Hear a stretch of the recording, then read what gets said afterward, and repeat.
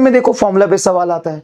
तो मैकेनिक्स 2 में पढ़ने का तरीका यह है कि कंसेप्चुअली समझो, लेकिन फॉर्मूला ज्यादा मेमोराइज करना ही पड़ेगा, कोई और ऑप्शन नहीं है। आप डिराइव थोड़ी ना कर लोगे ऑर्बिटल वेलोसिटी के वेलोसिटी केपलर्स लॉ के कंसेप्ट को, फॉर्मूले को। लेकिन मैकेनिक्स 1 में आपको चीजें विजुअलाइज करनी पड़ेगी। अब बताओ मोशन इन स्ट्रेट लाइन में कितने फॉर्मूले? शायद 3 इक्वेशन ऑफ मोशन और क्या।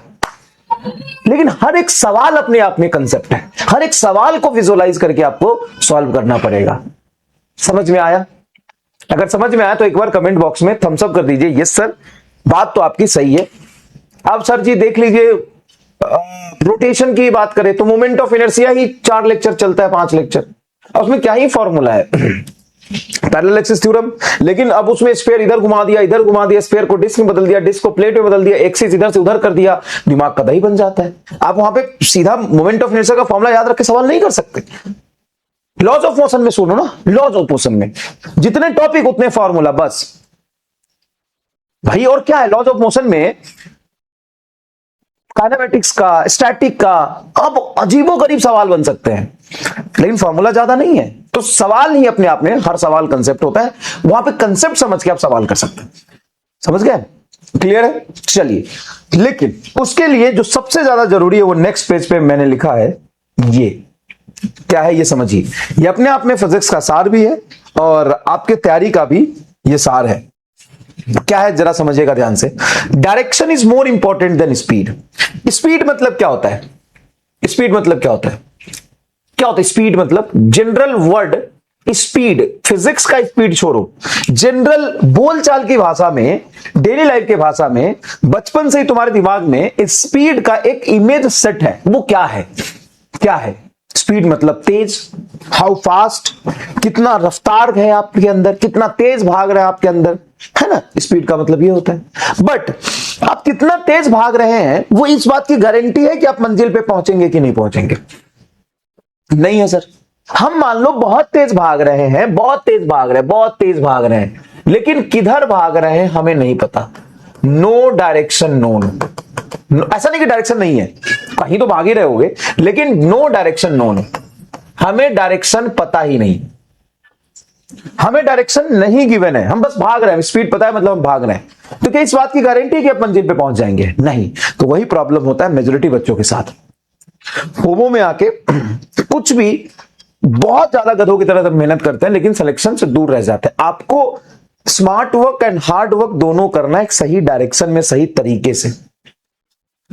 जब तक आप सही तरीके से सही डायरेक्शन में मेहनत ना करें ना, तो कुछ भी पढ़ते रह जाए, सिलेक्शन नहीं होगा। नीट का एक पैटर्न है, नीट का एक तरीका है, नीट में सवाल पूछने का भी एक पैटर्न है। चाहे आप सवाल री नीट 2026 का देख लें या 2025 का देख लें, वो टफ सवाल सिलेबस के अंदर से ही बनाता है, सिलेबस के बाहर से नहीं बनाता। तो मैं बार बार आपको कह रहा हूं कि जो भी कोई चैप्टर चले, हालांकि फिजिक्स अभी शुरू हुआ है, अभी आपको फिजिक्स के 28 चैप्टर पढ़ने हैं, लेकिन आप 2 चीजें शुरू से ही अपने साथ रखिए। ना तो मेरे पे भरोसा करो, ना किसी पे भरोसा करो, 2 चीज अपने साथ रखो। एक एनसीईआरटी फिजिक्स का, और उसमें जो टॉपिक गिवन है, जो क्वेश्चन गिवन है। दूसरा एनटीए ने जो सिलेबस दिया है, और उसमें जो चीज है वो तो किसी भी कीमत पर छूटना नहीं चाहिए। तुम्हें यकीन नहीं होगा, लास्ट ईयर मैं एग्जाम के 1 महीने पहले बच्चों से पूछा कितने लोगों के पास एनसीईआरटी और एनटीए का सिलेबस का कटआउट है, उसमें से 60% बच्चों के पास नहीं था। तो फिर तो कहां जा रहा है भाई?